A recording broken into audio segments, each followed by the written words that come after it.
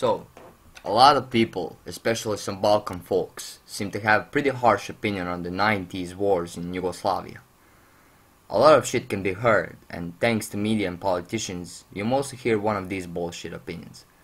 If you ask Croatian, he will probably say that Serbs started the war by bombing civilian and Croatian cathedrals with mortar shells, and so Croatia struck back by violently converting half of the Serbs that live in Croatia to Croatian culture and got the other half to move back to Serbia. If you ask a Serb, he will tell you the opposite. Croatians started the Operation Storm and Serbia struck back by bombings. It's kinda like who came first, the egg or the chicken thing. Nobody knows the exact truth. You won't even get an honest answer from historical sources. Even Wikipedia states some bullshit, claiming that Serbia attempted to conquer as much as Croatia as possible in desperate attempts to expand the remaining parts of Yugoslavia. And yes, keep in mind that Serbia was officially called Yugoslavia at the time, but all that was left was Serbia, Montenegro, and Macedonia, where Serbs took most of the actions and made most of the population at the time. It's a hard topic to talk about since it feels like you have to pick a side, but I talked to some people on both Serbian and Croatian side that were soldiers and actually were there when it all happened, so I will try to tell a story that is neutral. I'm not claiming it's the absolute truth, but from all the shit I heard, this one is that makes most sense. Alright, so here it is. The year is 1991. Croatia declared independence and took a piece of Yugoslavian army for itself. The part of YNA that gone to Croatian side were men that were loyal to Croatia and wanted to defend the new country in fear that Serbs would try to claim it back, while Serbs did the similar thing. They sent an army to the border in fear that the army of Croatia would be used against Serbia. As you can already see, the lack of communication and intel was setting ablaze.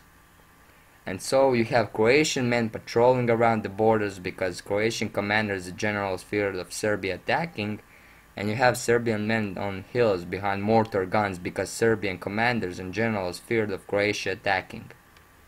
And so it lasted for days and days. Soldiers got bored, which is quite understandable. I doubt someone will be able to sit in one place for 7 days with only 8 hours sleep without getting bored and tired.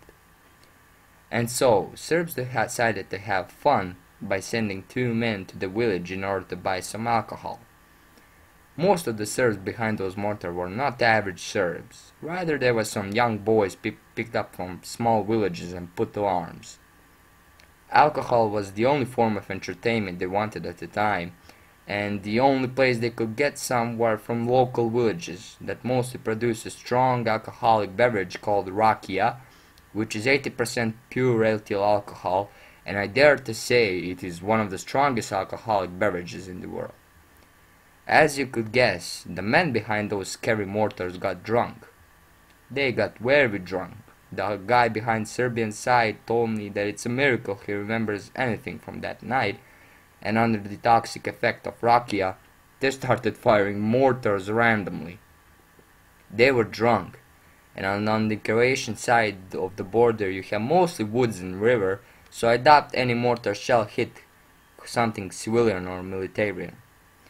But killing someone or not, it sure triggered an alarm in Croatia, and basically you have Croatians preparing an operation in order to counter Serbia, because direct attack on Serbia would be a dumb move at the time. So, again, you have lack of communication and information.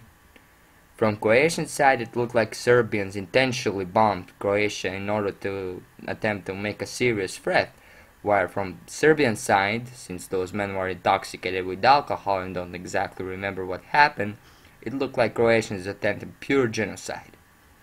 The scariest part is that the generals and commanders also had no idea what's happening, and they fought the same. And this is where the real bloodshed started. Serbians bombing and killing civilian targets, and Croatians executing and banishing Serbian civilians. In both countries, this war is often called Bratoubilački rat, which means fratricidal war, because it was literally brothers killing each other. On both sides, it was common to have a sibling in Croatia or Serbia making this war even more terrifying. The also sad part is that after the war, the generals took the most shit, and they were sent to Hague for war crime, while it wasn't really their fault. I can't really blame the soldiers either. They were young, dumb, and bored. They were given a task that it was too big for any recruit. Everyone was unpleasantly surprised when they heard about the war. It is sad. Just sad. But it is still wrong to blame Serbia or Croatia. I know I won't change your opinion on this, if you have one, but I want to give a story that doesn't sound like it's directly pointing at anyone. It sounds ridiculous, but from all of the shit I've heard so far, this story makes the most sense. So, who is it to blame? I can name a few. The Hague Tribunal for being too lazy to investigate, the generals and the presidents that couldn't even send a spy to find out what's going on, and the retard that sold alcohol to someone in uniform. So, that's it from me. Consider this yourself and see if I'm right.